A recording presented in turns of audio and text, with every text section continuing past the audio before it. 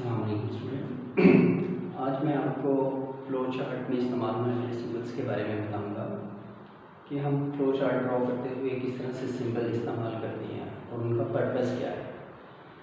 तो स्टूडेंट हम पहला जो सिंबल इस्तेमाल करते हैं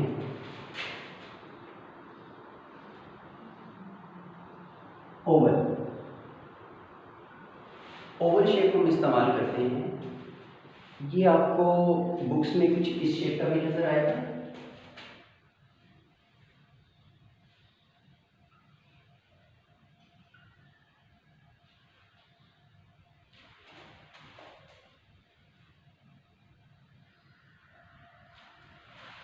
इस शेप का भी बना हुआ है।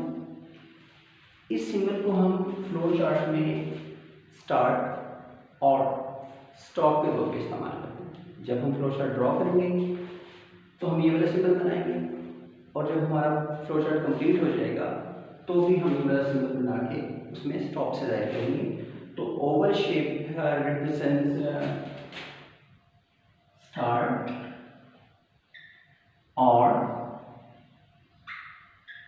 Stop in a flow chart. Student हमारा नेक्स्ट जो सिंबल है जो हम फ्लो चार्ट में इस्तेमाल करते हैं वो है रेक्टेंगल।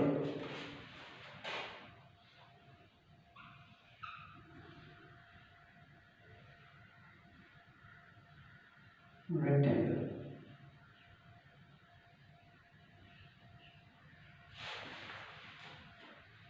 स्टूडेंट ये जो सिंबल है रेक्टेंगल, इसको हम प्रोसेसिंग के लिए इस्तेमाल करते हैं। तो रेक्टेंगल इसलिए इस्तेमाल होता है प्रोसेसिंग। लेकिन प्रोसेसिंग क्या चीज़ है फ्लो चार्ट में? जब हम कोई अरिथमेटिक ऑपरेशन अप्लाई करेंगे या हम इनिशियलाइजेशन करेंगे तो हम क्या करेंगे, हम रेक्टेंगल का इस्तेमाल करेंगे। मसलन कैसे? सपोज करिए मुझे एरिया फाइंड करना है तो मैं इसको लेंथ इंटू विड्थ इस तरह से इस्तेमाल करूंगा। इसमें रेक्टेंगल यानी प्रोसेसिंग सिंबल का इस्तेमाल होगा। या फिर हमने वैल्यू असाइन करनी है, for example a is equal to 10, तो अरिथमेटिक ऑपरेशन या इनिशियलाइजेशन के लिए आप प्रोसेसिंग सिंबल इस्तेमाल करेंगे। अब स्टूडेंट एक और सिंबल जो हम इस्तेमाल करते हैं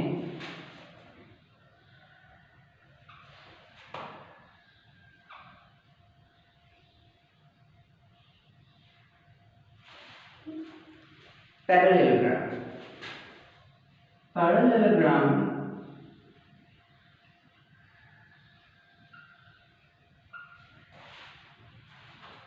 this symbol represents input,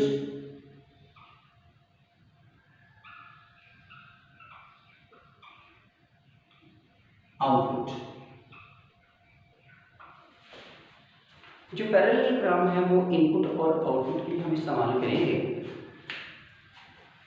input से क्या मतलब है कि जब हम फ्लो चार्ट ड्रॉ करेंगे और ड्यूरिंग द एग्जीक्यूशन अगर हमें यूजर से कोई वैल्यू चाहिए तो वो इनपुट कहलाएगी। फॉर एग्जांपल हम एरिया फाइंड करना चाहते हैं और हमें लेंथ और विड्थ रिक्वायर्ड है, तो उस सूरत में हम क्या करेंगे,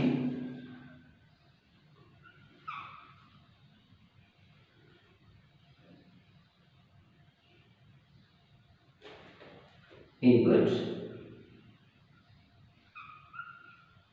लेंथ विड्थ, यानी हम लेंथ और विड्थ जब यूजर से लेना चाहते हैं तो वो इनपुट हमारी होगी और उसको हम इस सिंबल से डिनोट करेंगे। इसी तरह से अगर हमने एरिया फाइंड कर लिया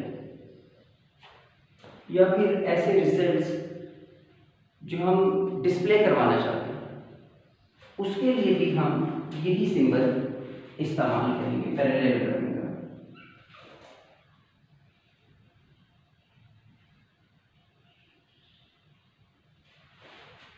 इसमें आप प्रिंट भी लिख सकते हैं, इसमें आउटपुट भी लिख सकते हैं।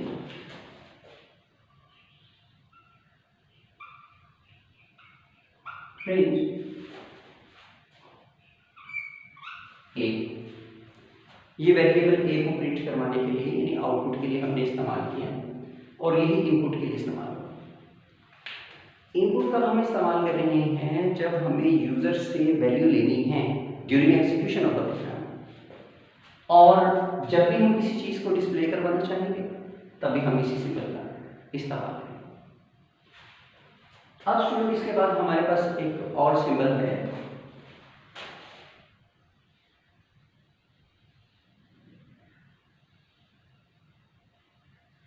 डायमंड।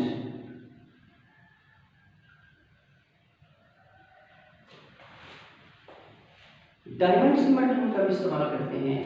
जब हमें डिसीजन लेना हो, जब हमें कंपैरिजन करना हो और उसका हमें डिसीजन लेना हो उस कंपैरिजन का, तो हम डायमंड का इस्तेमाल करते हैं।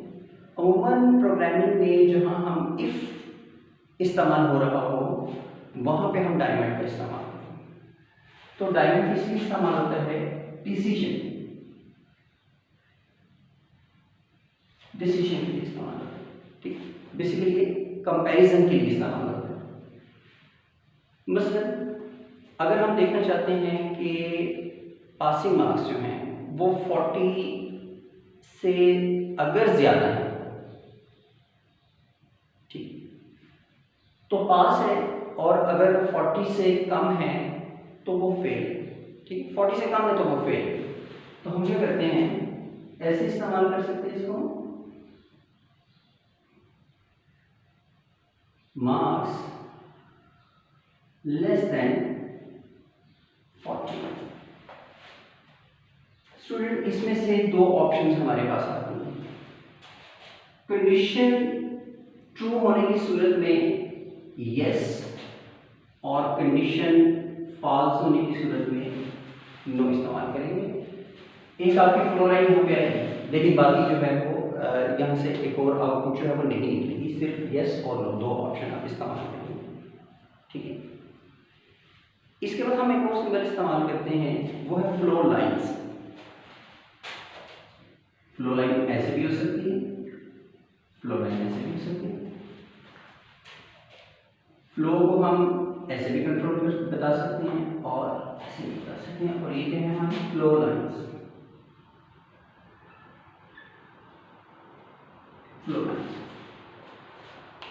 Flow lines represents the flow of flow chart, के कंट्रोल किस तरफ जा रहा है, ठीक। जब हम इसे प्रोग्राम में इस्तेमाल करेंगे तो हमें और भी ज़्यादा क्लियर होगा, लेकिन ये फ्लो लाइंस इन सिंबल्स के साथ टच करनी चाहिए ताकि प्रोग्राम के फ्लो का जो है वो पता चलता है कि फ्लो किस तरफ है, कंट्रोल किस तरफ को जा रहा है, ठीक है। इसके बाद स्टूडेंट हमारे पास एक और सिंबल है,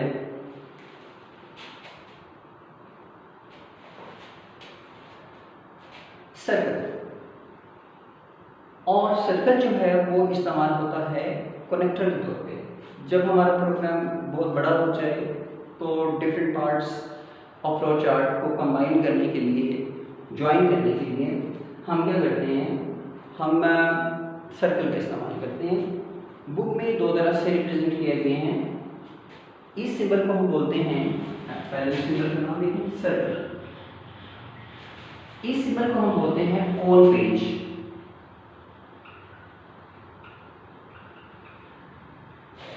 एक और भी सिंबल इस्तेमाल किया गया है कि अगर आपका फ्लो चार्ट बड़ा हो जाता है, नेक्स्ट पेज पे चला जाता है, तो उसके लिए एक और सिंबल इस्तेमाल किया गया है,